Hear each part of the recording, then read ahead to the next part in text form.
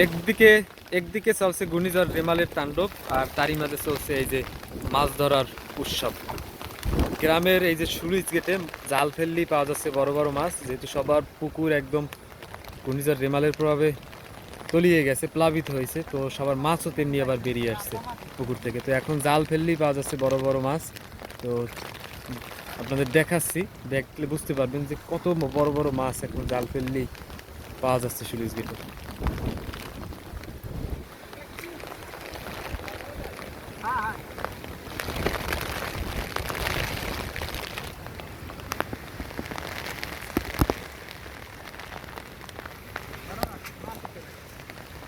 হঠাৎ মাছ গেল কই?